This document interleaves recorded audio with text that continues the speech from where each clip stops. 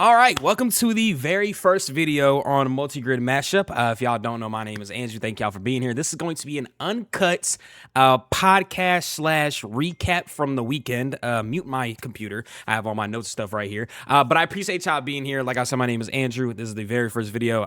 So basically, I guess today we're just going to be doing recaps on the finishes from Motorsports across the past weekend. So really just NASCAR, Supercross, and I mean, I guess all the three like series of NASCAR, et cetera, et cetera, et cetera. So we'll talk about that. Obviously, we're going to start off with NASCAR being, it was a not really controversial, but somewhat controversial finish slash race because of Carson Hocevar. But so you know what? Without further ado, let's go ahead and just jump right into that. Let's go over the winners for the weekend for NASCAR. Top five is Tyler Reddick, Chase Briscoe, Ross Chastain, Carson Hocevar, and Daniel Suarez. Now, Daniel and Carson are teammates on, what's it called again? Spire, right? If I'm not mistaken. Chastain is Trackhouse. I'm a Trackhouse guy. So I was rooting for Chase. I'm so happy that SVG got where he got, right? Wasn't he sixth, if I'm not mistaken? He was sixth. Let me just double check that really quick. Like I said, it's uncut, it's raw. SVG finish Atlanta 2026. Pretty sure he was sixth, right? Why wouldn't it just tell me right away? Career best finish at Atlanta. Yeah, he finished. Why wouldn't it just tell me, bro?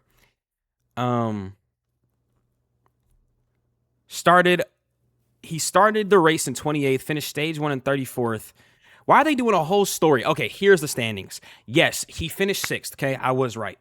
So shout out to him, and also shout out to Connor. He had such a strong race until, well, what happens in NASCAR, you get taken out, and it's majority of the time it's not even your fault. So, this sucks, but I feel like Trackhouse is going to be a powerhouse coming soon. Also, if you hear dog chewing sounds, don't mind my dog over there.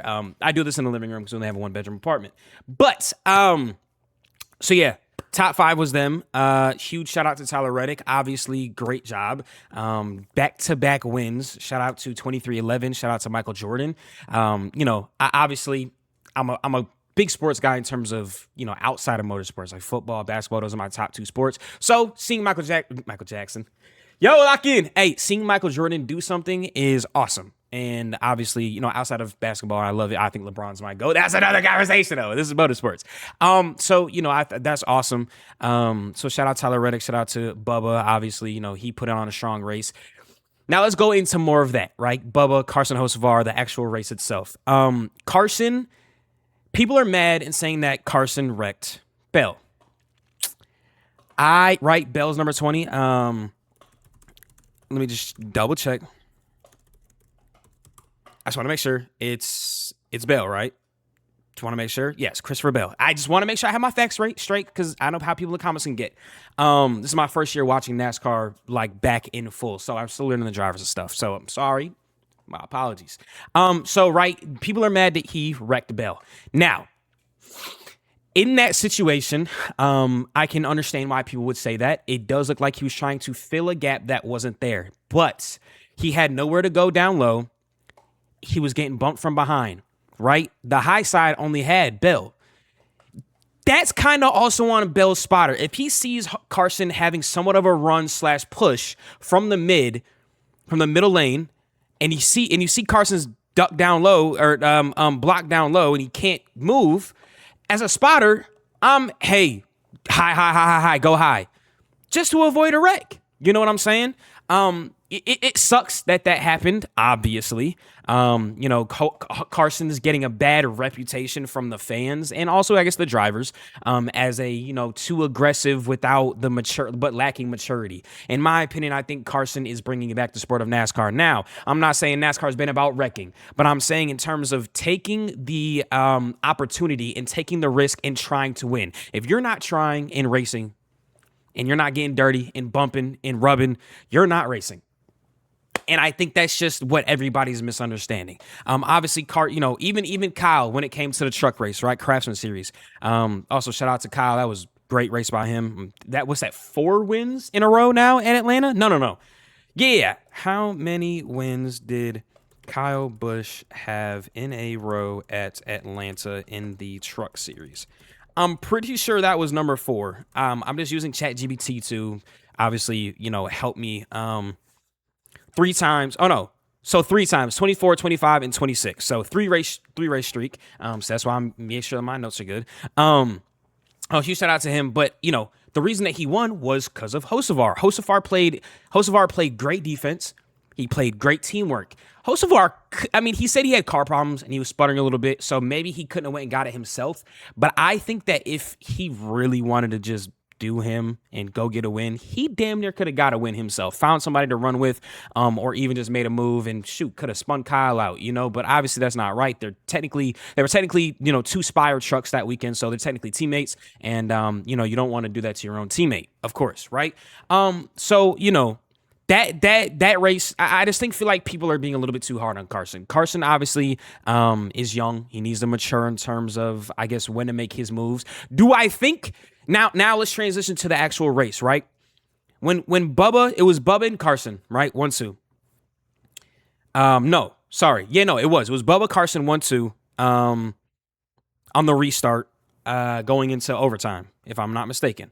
And he went. Carson fell behind. Yeah, because it was Carson on the high side, Bubba down low. Carson fell behind. Ross did not give him any type of a push. Ross was looking strong too, so I was very surprised. Boom, right? If Bubba, I think if Bubba gets that block, that helps Carson 10 times more. Why? Because it makes him have to be a little bit more patient.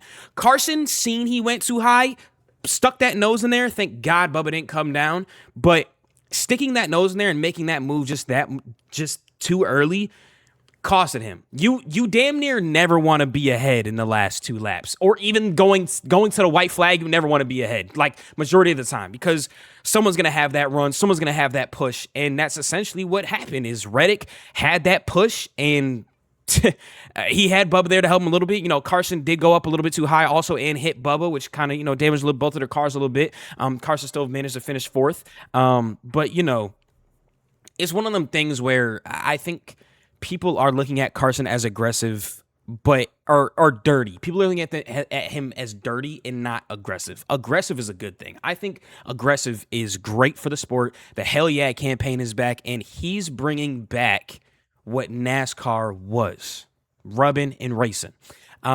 These cars are safety and fitted out nowadays and are kitted out to be safe. They have the I don't know exactly what it's called in the car, but the windshield in the front. Well, I guess I'll just say the frame, right? They have it on the side, the frame going down, attaching to the hood and the roof.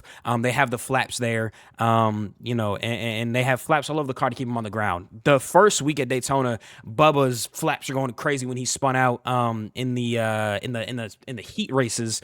So that just showed how safe cars are. Sorry, I'm getting off track a little bit, but I'm just long story short. I'm saying is, I just feel like people are being a little bit too hard on Carson, and he put in a great race. But like I said, huge shout out to Tyler. Shout out to everybody who put on a good race. I think that going into COTA, like, this is a great spot to be for SVG number 1, but Trackhouse as well going into COTA, because you have SVG and Connor, which their backgrounds are quite literally road course racing, right? And Chastain's just a dog. So you feel me? I feel like Trackhouse could have 3 cars on the top 5. So, there's that. But let's bring it back to this week. Truck race was fire. The O'Reilly Series, Xfinity, for people who don't want to call it Xfinity or don't want to call it the O'Reillys. The O'Reilly Series was also fire, jam-packed. Rajah had... I'm a Rajah and LeVar advocate.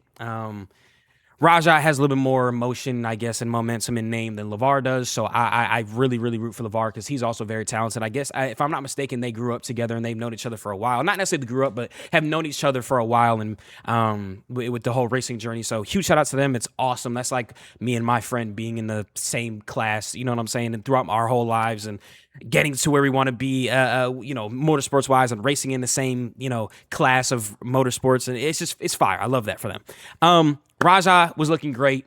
Ended up getting, he had a flat, if I'm not mistaken, but I think it's because he hit somebody. But he had a flat coming to like towards the last couple laps. Dodged a crash. Number 20 on I don't know, I can't even tell you the name. I think it was number 20 on the O'Reilly series. Ended up crashing right in front of him, sliding down the bottom of the track. He avoided it. But in that situation, yeah, LeVar Scott got hit. His race was ruined.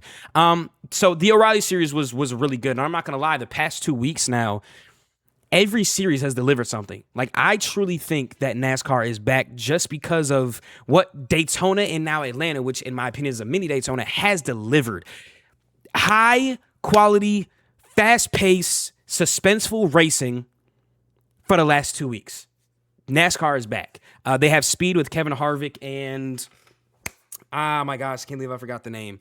But they have the speed broadcast, or I don't know essentially what it's going to be. I don't know what they're going to do with speed. I didn't look too much into it, but I know that it's coming back. For my people who watched it back in the day, my nostalgia hitting a little bit. But, that's coming back. And I just feel like NASCAR is finally realizing what the fans want in terms of letting the drivers have a little bit more voice and being a little bit more free. NASCAR-wise, that was it for NASCAR pretty much. This weekend. Let's go ahead and go to Supercross.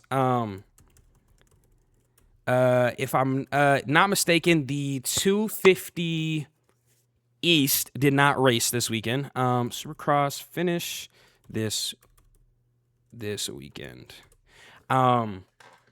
Let me see what that was. Let me see. I wasn't able to watch it because NASCAR was on at the same time, and I had to kind of pick my poison. So I decided to go with NASCAR. Okay. So for the 450 class, the 450 SX class, we had Hunter Lawrence. He got his first ever 450 Supercross win. Eli Tomac was runner-up, and then Cooper Webb. So that completed the podium there. 250 SX East. Pierce Brown won. And then that's that. Don't have too much on Supercross. Like I said, I didn't watch it. I can't go too in depth. We didn't have any. Okay, we had the Supercross racing this weekend. If you don't know, or not Supercross, Supercars. We have Supercross series, or Supercars, the Australian Supercar series. Was on this past weekend. So they have 3 days of racing, which I didn't know. I'm also new to that, obviously, and it's kind of hard for me to watch. One, because of time, the time difference, and two, just kind of hard to watch it. It's like where they where they broadcast it. I haven't really figured it out fully yet. But that was this past weekend. If you guys don't know what it is, it's basically a Toyota Supra, a Mustang, and a Camaro. Pretty sure it's just those three cars, and they're just racing. It's called supercars, but they're not supercars. If technical supercars, not no Lambos, whatever, maybe, right? But that's what it's called. And if you guys want to check that out, you can. Let's go ahead and actually see Australian supercars finish. Hold on, supercars finish from past weekend. Let's see. I'll give you guys like names and stuff like that to see. Just to give y'all a little bit of whatever. Plus, I also want to know. So, yes. Okay. So, there's 3 races. So, race 1 was Friday night sprint. Brock Feeney, Feeney, he won. He was in a Ford, so the Mustang, the 888 race engineering team. Then we had Aaron Cameron and the Blanchard. I think it's Blanchard. Blanchard. I think Blanchard sounds better. Racing team, also in a Ford. And then James Golding, also on the same as the Blanchard racing team, also in a Ford. Then we had Matthew Payne, Groove Racing, and Cam Waters, Tickford Racing. Doesn't have anything about team names there. Saturday night, race 2, Anton de Pascal. Probably pronounced that wrong. Sorry. It says that he claimed a victory thrilling race, holding off Brody Kostecki for the win, marking a big result for the team's 18's Chevrolet entry. So that was a Camaro that won. And then race 3, the finale, Brock Feeney won again. Took his second win of the weekend and reclaimed the early championship lead. Then it went Matt Payne, Cam Waters, Chaz Mostert, and then Ryan Wood. Like I said, I don't have really much info on that because this is my first season watching it, and I don't know much about it. So just kind of going off that, like I said, this is all uncut, so I'm learning with you guys. The whole point of this page is to learn as I go, and then also help y'all learn. I want to be able to get on here and talk about maybe some sports that you guys don't know that I figure out and kind of go over it together, which we'll make more separate videos for that directly. This is just kind of going over the weekend recap. But if I'm not mistaken, that's pretty much all it was. Supercross, NASCAR, and then that. I mean, obviously, we probably had like some karting and stuff like that. But, as one man, I'm trying to fill in as much motorsports news to you guys as I can. Obviously, my whole goal with Multi-Grid Mashup is to make it a huge thing like ESPN or Bleacher Report, et cetera, et cetera, et cetera, in terms of having a team that's on the ground. You could come to me for sources, but obviously, being one person covering all motorsports, from dirt racing to short ovals racing to all that stuff, it's very hard because it's a lot of stuff. So if I ever miss something, let me know respectfully, and then I'll try to cover it a little bit. But yeah, I think that's really where we're going to wrap it. That was pretty much just a weekend recap on most motorsports.